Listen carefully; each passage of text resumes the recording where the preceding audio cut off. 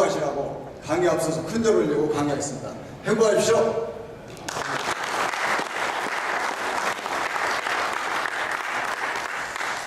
원래 이 자리에서는 굉장히 떨리는데 제가 하나도 안 떨려요. 왜 그럴까요? 저 뒤에 우리 목사님이 간이 부었다고 그러는데 저는 간이 부은 거 아니고요. 제가 떨리지 않은 이유는 두 가지입니다. 주 안에서 하나가 되었기 때문이고, 두 번째는 예수님 사랑으로 우리 목사님들이 또 따뜻하게 감싸주기 때문에 제가 떨리지 않는 것 같습니다. 그래서 너무 감사드립니다. 자, 다음 이거 바로 이렇게 안 되니까 다음 넘겨주세요. 네. 제가 존경하시는 목사님 일일이 꽃단소리를 드리는데 제가 화면으로 꽃다발 드리는 걸 양해하시고 활짝 웃는 삶이 됐으면 좋겠습니다. 다음.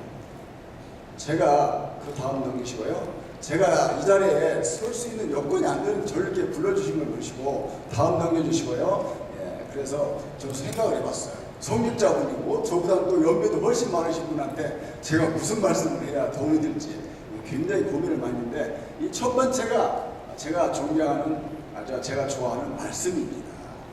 여기서 보면 나사로 때문에 많은 유대인이 가서 예수를 믿었더라 그랬죠. 저기에다 제 이름을 넣어가지고 타교성 때문에 믿지 않는 많은 사람들이 예수를 믿었더라 하는 그런 바람을 가지고 제가 이 자리에 섰고요.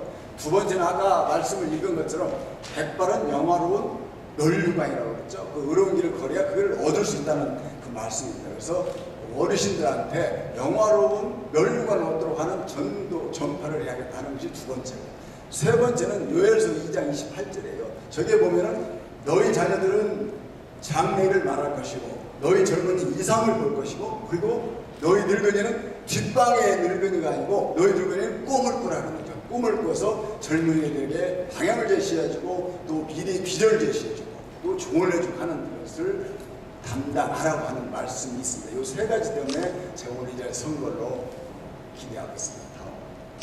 자, 요새 화두가 행복이죠. 인생이 뭐 때문에 사냐고 행복하게 산다고 합니다. 그래서 행복하십니까를 제가 먼저 묻고 싶습니다. 요새 남북 문제, 또 경제 문제, 사회 혼란, 이념 갈등 뭐 여러 가지 문제 때문에 불행하다, 불평을 많이 하고 이런 분인데 여기 계실 때 행복하신가를 묻고 싶습니다. 저기 할머니가 옆에 있는 사람들이 할머니 오래오래 사세요. 1000살까지 사세요. 그러니까 1000살까지 산다는 건 얼토당토하는 소리잖아요. 그런데도 저 할머니 좋으면서도 1000살까지 살라고 예끼놈 하면서도 좋아가지고 한대소 이렇게 하는 모습, 여러분들에게 이런 미소가 있었으면 좋겠다 하는 거예요. 자, 다음에 두 번째는 건강하십니까? 입니다. 두 번째 다음입니다. 건강하십니까? 다음 넘겨주세요. 자, 두 번째는 행복하기 위해서는 건강해야 합니다. 제가 2년 전에 여의도 순복음교회에서 강의를 달라고 해서 강의를 갔는데 30분 전에 저 어르신이 딱 앞에 앉아 있는 거예요. 근데 그때 나이가 96세였어요, 저 어르신이. 근데 저 어르신을 보니까 저 앞에 뭐 하고 계세요, 지금? 성경을 보고 또 성경을 옆에서 쓰고 있죠. 필사를 하고 있는 거예요. 그런데 안경도 안 썼어요. 이제 검정 머리를 지나서, 아니 하얀 머리를 지나서 검정 머리가 나기 시작해요. 그래서 제가 옆에 가가지고 어르신 연지권이만 바르면 시집가서 되겠어요. 그러니까 너무 좋아가지고. 그래서 건강하시고 올해가 98세인데 올해도 가서 뵀는데 존경하시더라고요. 그래서 여러분들 건강했으면 좋겠다 하는 겁니다. 세 번째는 다음 장입니다. 감사합니다. 감사. 다음 넘겨주시고 계속 넘겨주세요. 그건 넘겨주시고 앞에 시간을 많이 잡아놓으면서 감사합니까를 제가 물어보고 싶습니다. 우리가 이 눈꺼풀이 있는데 1년에 550만 번을 껌껌껌 하는 거죠. 그 다음에 심장, 피를 끌어올리고 품어주는 심장이 1년에 320만 리터를 품어 올린다고 하죠. 날마다 똑같은 일을 해도 불평불이 없는데 우리 인간들은 어떻습니까? 불평불이 굉장히 많죠. 힘들어 죽겠네, 배불러 죽겠네, 배불러서 죽겠다고 하고 요사이 더워가지고 난리치죠. 근데 어제 어떤 분을 만나니까 더우니까 모기가 없어 좋다는 거예요. 모기가 없어. 그러니까 더웠다고 다 아우성인데 그분은 모기가 없어 좋다고 해서 감사할 거리를 찾는 거죠. 그래서 우리 목사님들이기 때문에 평생 감사하는 그 마음을 가지겠지만 우리가 감사한 마음을 가질 수 있도록 이게 릴레이처럼 됐으면 좋겠다 하는 생각입니다. 다음. 자, 아름다운 산수를 한번 보겠습니다. 5에서 3을 빼면 몇이죠? 2죠. 5에서 3은. 우리 사람이 살아가면서 오해가 생기고 갈등이 생기고 고민이 생기는데 이렇게 오해가 생기면 어르신답게 또 성직자답게 세 번만 부르면 이해가 된다는 거예요. 그래서 5 빼기 3은 2입니다. 다음에 보시면 2 플러스 2는 4죠. 2하고 2하면 사랑하게 된다는 거고요. 그 다음에 제일 어려운 숫자 4 플러스 4는 8입니다. 사랑하고 살아가면 팔자가 좋아진대요. 팔자가. 그래서 이해하고 사랑하면 행복하게 살 수 있다는 이게 아름다운 산수예요. 그래서 경로당이나 어디 만난 데가 써먹었으면 좋겠다 하는 말씀을 드리고 싶다. 자, 100년을 살아봐야 인생이 어떻다라고 말할 수 있다는 그런 소재의 글을 쓴 걸 보고 거기에 나이라는 게 나와 있어요. 그래서 65세가 되면 우리가 노인이라고 하죠. 65세가 긴 편지도 꼭 한 번 더 읽어봐야 되고 87세 유령을 보고도 놀라지 않는 나이가 되고 93세는 뭐라고 나왔어요? 한국말을 해도 통역을 하지 않은 나이고 젤로 좀 의미심장으로 99세 가끔 하나님하고도 싸울 수 있는 나이다 이거죠. 나 살만큼 살아서 데려가라면 데려가고 배짱을 챙길 수 있는 나이가 99세죠. 그런데 제일 중요한 건 100세예요. 100세는 인생의 과제를 다 하고 그냥 노는 나이가 100세라는 거죠. 그러니까 여기 계시면 100세 안 됐으니까 놀 자격이 없어요. 뭔가를 해야 한다는 거죠. 이게 중요한 과제입니다. 자, 유엔에서 인생의 100세라는 기준을 설정한 거였어요. 체질도 있고요, 의학이 발달되니까 이게 늘어나죠. 그래서 0세부터 17세까지 미성년자고 18세부터 64세, 65세까지가 청년이라고 하고 66세부터 79세가 장년, 그다음에 80세부터 99세가 노인이라고 평가를 했어요. 여기 계신 분들은 제가 볼 때는 80 넘으면 몇 분 안 가시니까 전부 다 노인 행사하면 안 돼요. 장년, 시니어, 연장자 개념으로 활동을 하셔야지 나 노인이야, 노인 되지 말라면 안 된다는 거죠. 지금 이 시계로 보면. 그렇죠? 다음. 자, 미국에서 노화로 죽음을 앞둔 그 어르신들한테 후회하는 것이 무엇이냐고 물어보니까 두 가지가 나왔어요. 더 많이 돕지 못한 거, 내가 힘이 있을 때 봉사하지 못했던 것을 후회한다고 했어요. 두 가지 다 보면 남에게 봉사 헌신하지 못했다는 것이 나왔죠. 근데 우리 한국에서도 죽으면서 후회하는 사건이 있어요. 깔깔깔 웃는 게 아니고 인상 쓰면서 깔깔깔 하고 하는 거예요. 그게 뭐냐면 저기 나와 있는 거죠. 더 많이 사랑할 것, 더 많이 용서할 것, 더 많이 베풀 걸 하면서 인상 쓰면서 껄껄껄 하면 돌아가신다는 거죠. 그래서 우리가 어떤 인생을 택할 것인가를 생각해 봐야 한다는 겁니다. 자, 제가 뭐 설명드릴 내용 되게 많은데 한번 가는 데까지 가보겠습니다. 다음. 자, 우리가 몇 년 전에 우리 한국이 늙어가고 있다. 젊은이들에게 노인들이 부담이 되고 있다. 이렇게 해서 언론에서 대서특필을 한 바가 있어요. 2000년대에 우리가 7%뿐이 안 됐어요. 노인 인구가. 근데 17년 만에 작년에 우리 노인 인구가 14%가 가지고 고령 사회가 됐어요. 앞으로 8년 후면 2026년 가면 노인 인구가 1000만이 돼서 초고령 사회가 되고 그 다음에 2050년에 가니까 노인 인구가 1600만이 넘어서서 10명 중에 4명이 노인인 세상이 와요. 그러면 어린아이 학생 때고 나면 어른 하나의 노인 하나인 세상이 와요. 그러다 보니까 다양한 노인 문제가 많이 발생해요. 노인이 하루에 12명 자살하고 11명 실종되고 또 치매 노인 되게 많아져. 독거 노인도 140만이 됩니다. 이렇게 노인 문제가 굉장히 많아지고 있다는 거죠. 또 100세, 인생 100세 시대라는 것은 바다는 밥상입니다. 누가 먹어도 바다는 밥상.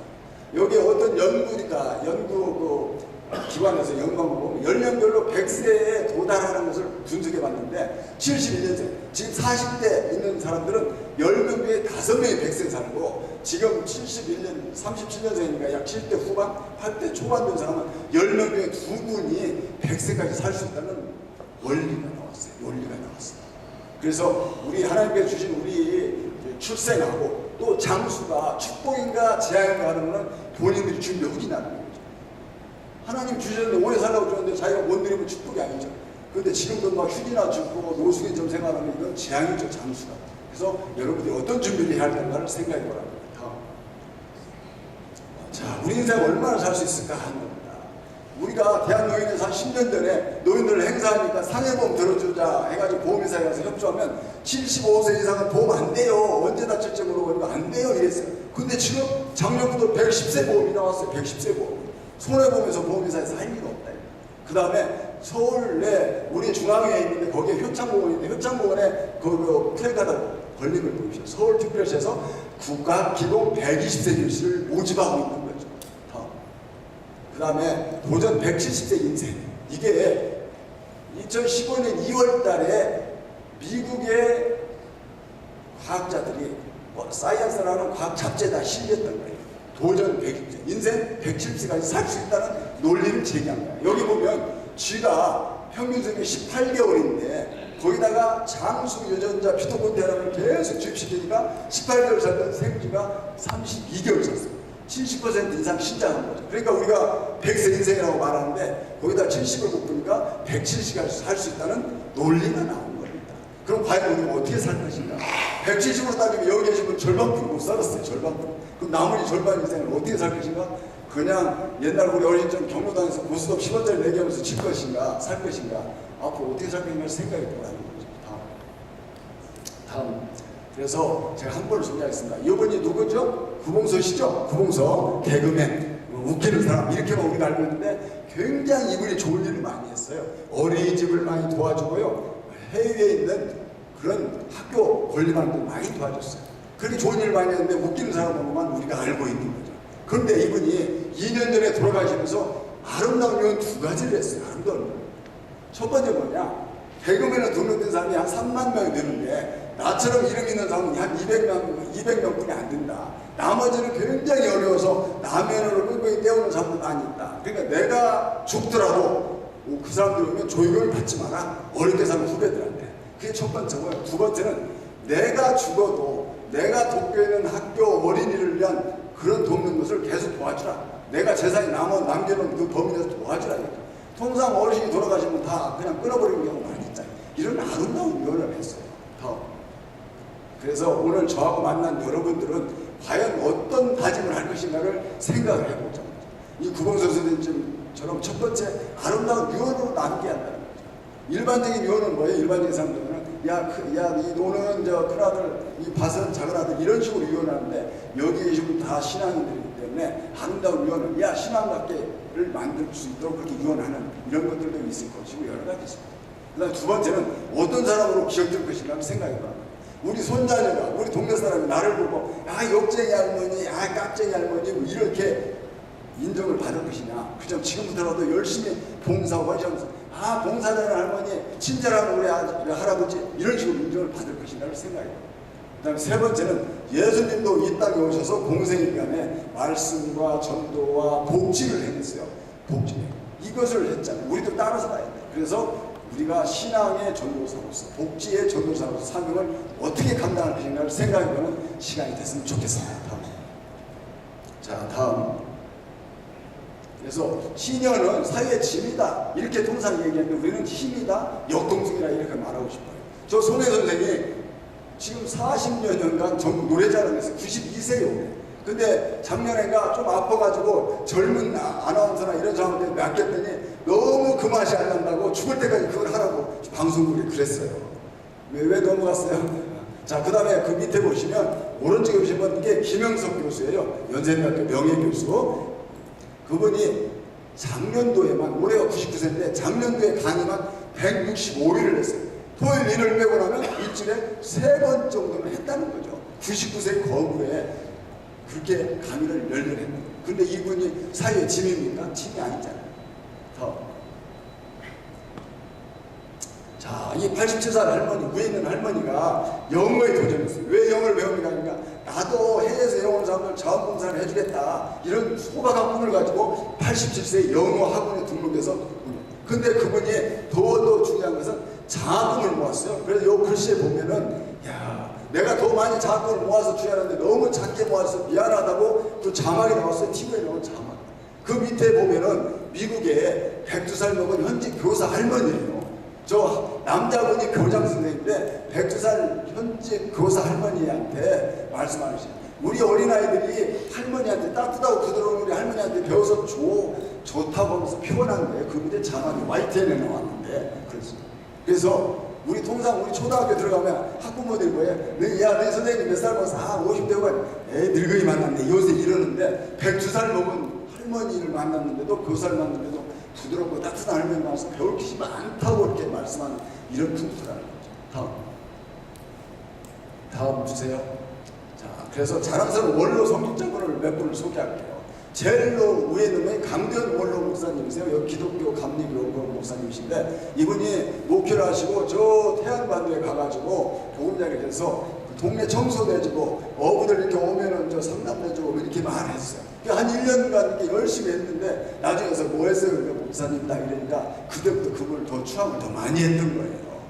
그래서 나중에 경로당 회장까지 하면서 활동을 했던 거고. 이제 두 번째 소개하는 목사님은 오전영 원로 목사님이세요. 이 삼양동에서 삼양교회를 담임하시고 은퇴하시고 서울역에서 쪽방촌 노숙인들을 그렇게 섬기는 그런 일을 하고 있고요. 지금 저를 소개시킨 송민석 원로 목사님, 우리 대한민국 기독 신유를 만드는데 거기서 부회장 하시고, 지금 천안에서 지금 경로당 회장을 하는데 6만 5천 개 경로당에서 제일 잘하는 속하라고 했어요. 다음. 그 다음에 소개하실 분은 윤근왕 원로 목사님이세요. 이분은 여기 김포공항 쪽에 송정교회에서 담임 목사하시고 지금 대한민국 기호미술협회 이사장을 해요. 그래서 거기에 보면 노인들 예술하는 분이 15,000명이면 그걸 이끄는 대장이에요, 대장.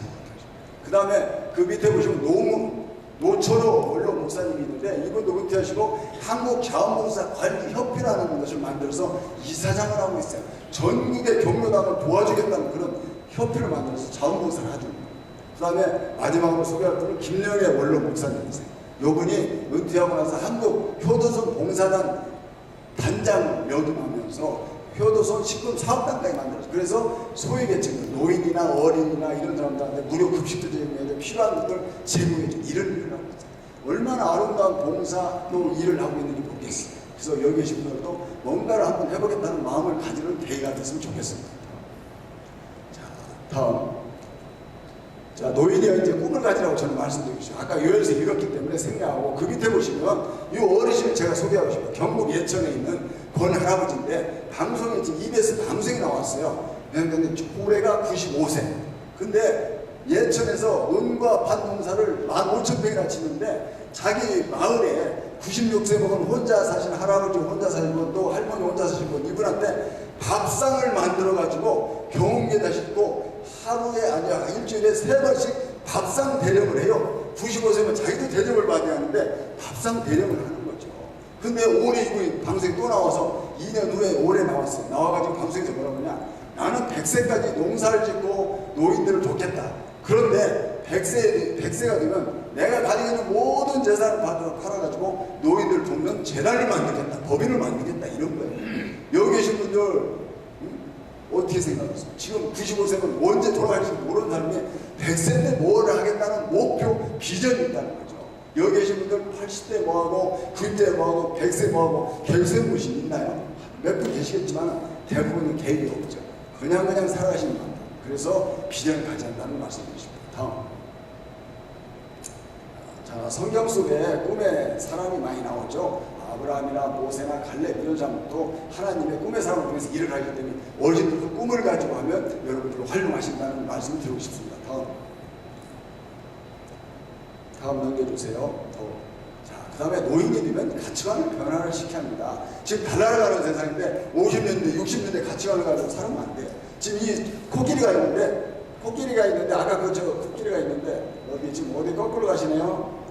코끼리가 있는데 지금 농부가 농사를 짓는데 그 코끼리가 와서 막 새끼 때 보니까 막 논밭을 해집고 다니면 농사 짓기 헛거잖아요. 일하는 게. 그러니까 묶어놨어요. 그 나무에다 묶어놨는데 그 쇠말통에도 묶어놨는데 이 처음에 새끼 코끼리가 그걸 가지고 막 끊으려고 재우려고 막 끊으려고 하는 거예요. 근데 힘이 없잖아요. 새끼니까. 그러니까 맨날 며칠 하다가 안 되니까 나는 저 쇠말통하고 쇠줄만 묶어놓으면 나는 진다고 생각하는 거예요.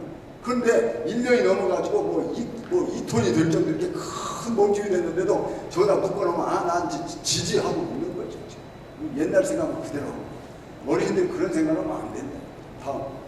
자, 그 다음에 소통을 잘해야 합니다. 소통이 안 되는 이유가 여러 가지 있어요. 근데 시간상 생략하고 다음에 설명드리겠습니다. 다음. 보면 개하고 고양이하고 여러분들 하는 걸 보시죠. 개는 뭐예요? 좋아하는 사람이 있으면 꼬리를 올려가지고 막 흔들죠. 막 흔드는데 고양이 앞에서 꼬리 올려가지고 흔들면 김정은이로 보입니다. 김정은. 싸우자는 신호, 싸우자는. 고양이는 이게 싸우자는 신호거든요. 그러니까 나는 좋아서, 강아지는 좋아서 하는데 고양이는 싸우자는 신호니까 싸울 수밖에 없는 거죠. 이게 소통의 원리예요. 서로 신호의 차이. 그래서 많이 대화를 해야 소통의 벽이 허물어진다 이거죠. 다음 보십시오. 한 번 더. 자, 그 다음에 노인이 건강한 생활을 한다. 이거는 뭐 말씀드릴 필요 없어요.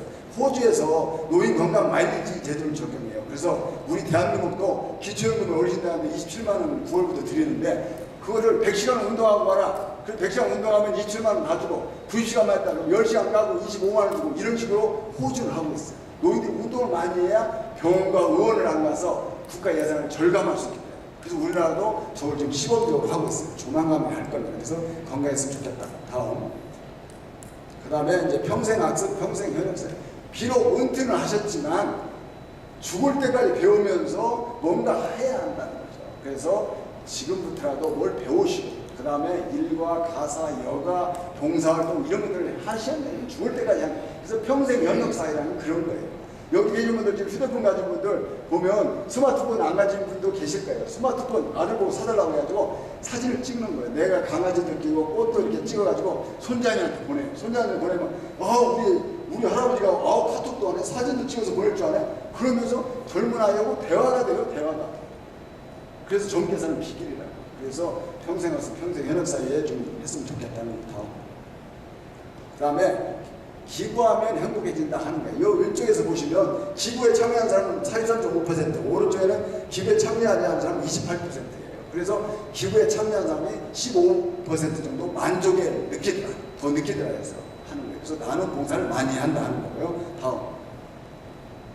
그 다음에 마음의 갑옷을 벗어버린다. 인생 후반에 내 주변에 누가 있느냐. 어머니 아버지도 다 가고 자녀들도 저 지방에 가고 저 어디 다른 데 가 있고 그 다음 내 주변에 배우자도 없을 수도 있고 내 주변에 뭐예요? 경로당 친구 여기 교회 오는 친구들이 없다 이거죠. 그런 분들하고 좋은 관계를 맺어야 한다 하는 것을 말씀드립니다. 어떤 사람은 죽으면서도 막 인상 쓰고 간다고 그러잖아요. 저놈을 내가 못 죽이고 그냥 그러면 마음의 갑옷을 벗어들면 그럴 일이 없다는 거죠. 다음. 자, 삶의 의미와 목표를 찾자 하는 거예요. 나이 드셨어도 인생 후반에도 삶의 의미와 목표가 있다는 거예요. 저기 보시면 1950년도 하죠. 1990년도에 50원짜리 2개예요. 근데 똑같이 1990년도 태어났는데 어떻게 살아왔느냐에 따라서 깨끗하고 지저분하고 이렇게 되는 거죠. 지금까지 어떻게 살아왔느냐가 중요하고 앞으로 어떻게 살아갈 것인가를 생각해 봐야 한다는 그런 명제입니다. 그래서 나이 드셨다고 해서 의미와 목표를 이루면 안 된다는 거예요. 자, 신앙생활에 관련돼서는 어르신들이 여기 계신 성직자분이 더 잘 알기 때문에 노인 신앙 갖고 운동을 좀 정리했으면 좋겠다. 그 말씀만 드리겠습니다. 다음. 우리 대한노인에서 신앙활동을 했어요. 신앙활동을 하고 있는 분들을 잠깐 소개하면 대한노인에서 경로당이나 노인들한테 빵 갖다 주고 뭐 필요한 기구를 갖다 주면 그 순간만큼은 행복할지 몰라도 물질적인 만족만 가지고 정서적인 만족이 안 되더라고요. 그래서 행복연이라는 걸 만들어가지고 어르신들한테 물질적인 만족, 정신적인 만족을 같이 드리자 하는 의미에서 행복연의를 만들었고 그 다음에 기독신의를 2012년도 5월달에 대한노인 안에다가 만들었습니다. 자, 그래서 우리가 중점으로 했던 것은 65,300개의 경로당과 전국에 55,000개 교회가 있는데 자매결연을 맺어서 지역 단위로 신앙과 복지가 공동체가 되게 했으면 좋겠다 하는 거고 노인이 신앙 갖게 하는 그런 운동을 하자 해서 우리가 추진했어요. 그래서 서울역 광장에서 10월 달에 범국민 투구 기도회를 우리 노인들이 하자 해서 계속 해왔고요. 그 다음 서울역 쪽방촌 노인들 돕는 행동을 했고 그 다음 행복전도사를 1000여 명을 양성해서 그분들이 각지에서 활동할 수 있도록 했습니다. 다음. 자, 다음. 여기서 보시면 사진을 보시면 대한노인의 기독 신호에 임원님이 했던 거고 오른쪽에는 교회하고 경로당하고 자매결연을 맺었던 거고 그 다음에 왼쪽에는 목사님들이 경로당이나 노인들 찾아가서 기도도 해주고 상담도 해주고 예배도 드리는 이런 모습입니다. 다음. 자, 대한노인의 좀 소개를 하겠습니다. 대한노인은 중앙회가 있고요. 시도 단위로 연합회라고 해요. 그리고 시군구 단위를 지회라고 하고 제일로 말단의 경로당이 65,300개가 있고 회원이 약 300만 명이 되겠습니다. 자, 1969년도에 우리 대한노인회가 만들어졌어요. 지금 50주년이 다 돼가는데 그래서 노인복지법도 만들고 2014년도에는 기초연금을 드리는 것도 저희들이 제안했습니다. 그리고 대한노인회 지원해가는 법률을 만들어서 법적으로 인정받는 단체가 됐어요. 그래서 대한노인에서 뭐 하겠다 하면 정부나 지자체에서 도와주는 그런 시스템을 만들었습니다. 자, 그 다음에 노인지원재단을 만들었어요. 2012년도에. 그래서 노인들한테 많은 도와주는 일을 하고 있는 거고요. 다음. 노인 의료나는 재단도 만들었어요. 그래서 어르신들이 무릎이 안 좋잖아요. 그럼 무릎을 저소득 노인들이 무릎을 인공관절 수술을 할 수 있도록 수술비를 지원해 주는 일을 하고 있는 거고요. 다음. 그다음에 취업 지원 본부가 있는데 요거는 노인들을 취업을 알선해주고 상담해주는 거예요. 1년에 약 25,000명 노인들에게 취업을 알선해주는 거예요. 다음. 그 다음에 노인자원봉사 지원본부입니다. 자원봉사를 하고 싶어도 못한다. 그러면 자원봉사 클럽을 10명에서 20명을 만들어서 클럽 활동을 하면 우리가 클럽 운영비를 지원해 주는 거예요. 그래서 1년에 3,000개의 클럽에 6만여 명이 지금 노인들이 활동하고 있습니다. 그 다음에 경로당 중앙정부. 경로당이 6만 5천 개가 안 되니까 이걸 어떻게 효율적으로 운영할 거냐, 프로그램을 개발해서 보급해주고 그걸 어떻게 운영할 것인가를 해주는 것이 경로당 중앙지원본부입니다. 그 다음에 노인복지 지원활동입니다. 우리가 하는 것은 국회하고 정부하고 협조해서 경로당에 냉난방비를 무료로 지원해주는 거, 그 다음에 경로당에 쌀을 줘서 점심을 해먹도록 만들어주는 거, 이런 것들을 저희들이 하고 있고요. 그 다음에 또 노인복지 실천합니다. 일자리가 지금 노인들이 일할 수 있는 일자리가 약 47만 자리가 돼요. 그래서 일자리를 만들어주고 또 재능하는 활동도 지금 할 수 있도록 하고, 그 다음에 학교에서 아동들 안전지킴이 하는 거, 이것도 8,000여 명 이렇게 하고 있어요. 이런 것들을 많이 하고 있습니다. 자, 노인 재능 나눔 있잖아요. 어르신들하고 많이 해나가는 것이 노인 재능 나눔 활동인데, 안전예방활동이 상담, 안내, 그 다음에 문화예술 학습지도, 이런 것들을 10시간, 월 10시간 하면 활동비로 그냥 10만원 드리는 이 활동이 52,000명이나 하고 있고요. 그 다음에 경로당 복지 파트너라고 해서 서울시에서 하고 있어요. 어르신들 200명을 뽑아가지고 그분들이 경로당에서 회계도 지도해주고 행정도 지도해주고 컴퓨터도 지도해주고 건강관리 프로그램 운영해주고 이런 것들이 하는 겁니다. 다음. 그 다음에 9988 행복 나눔이 사업이라고 해서 충청북도에서 하고 있는데, 경로당에 다니면서 음악, 미술, 체육, 오락 뭐 이런 프로그램을 집어넣어주는 거예요. 강사들을 집어넣어가지고 해주는 거예요. 그 다음에 대한노인의 중앙에 노인 치매 예방본부하고 교육본부를 만들어서 치매 문제를 해결하는데 국가만 할 게 아니라 우리 민간단체도 하자 해서 치매 예방본부도 만들었고 교육본부도 만들어서 매번 우리 또 이렇게 강좌를 실시하고 있습니다. 자, 마지막으로 원로 성립자가 어떻게 하는가 하는 겁니다.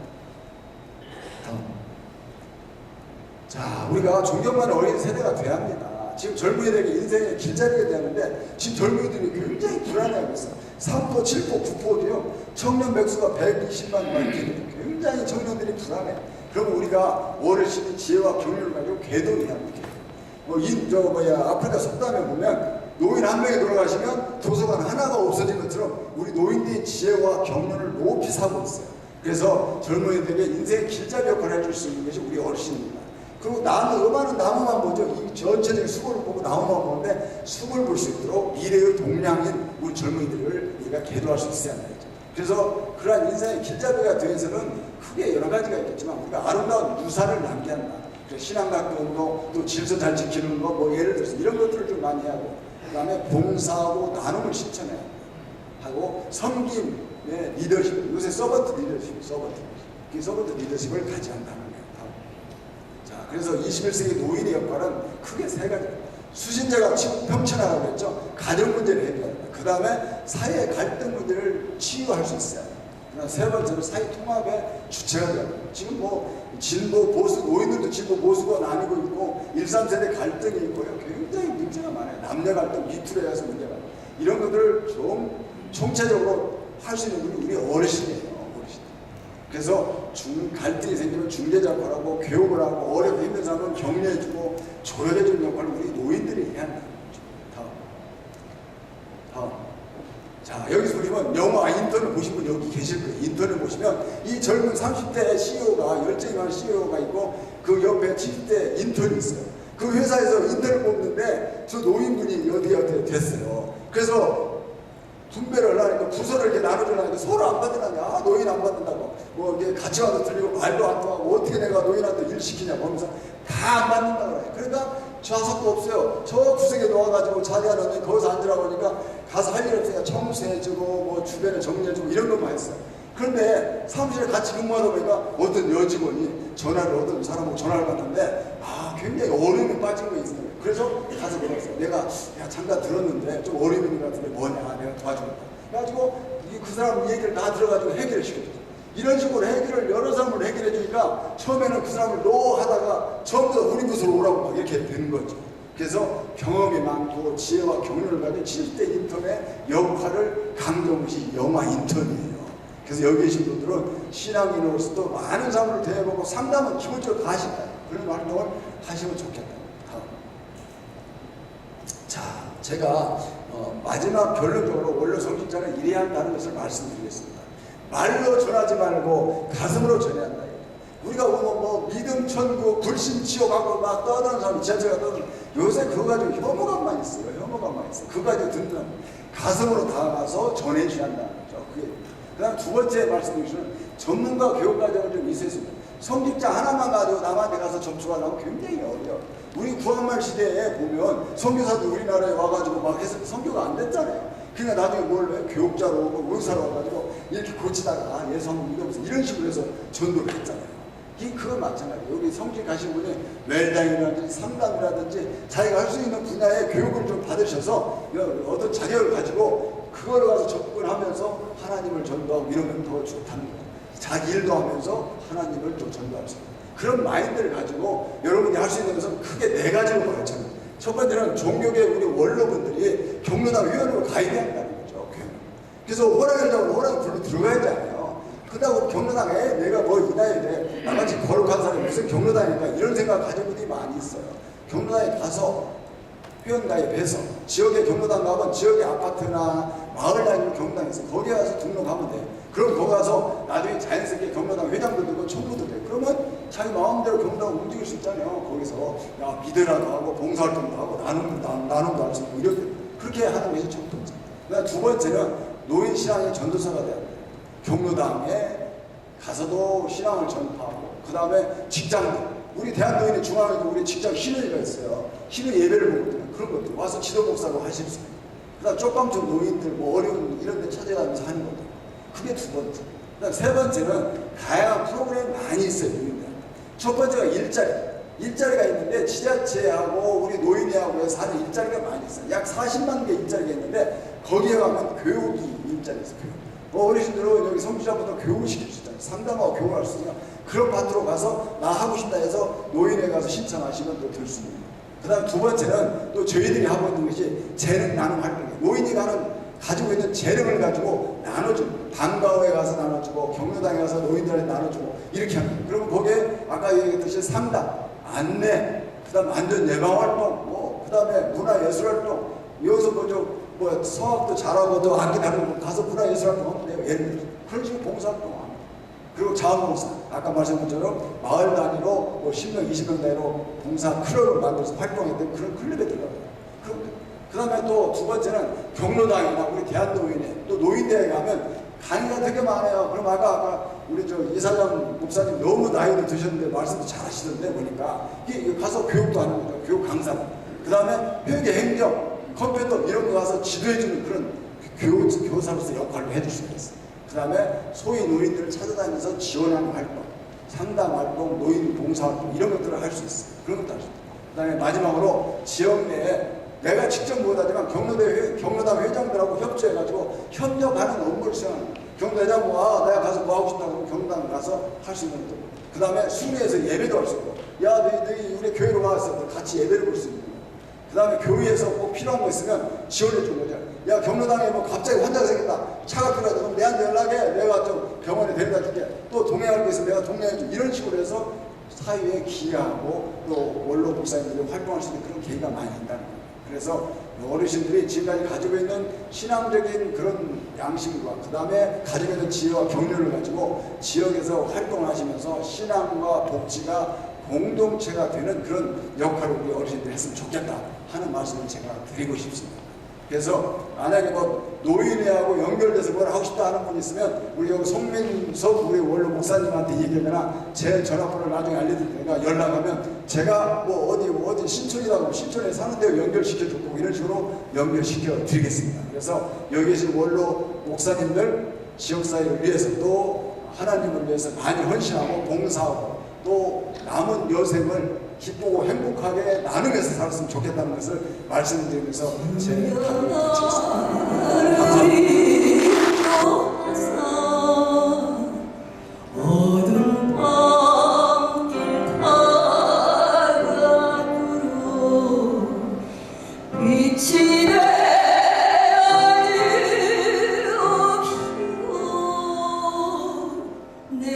시작.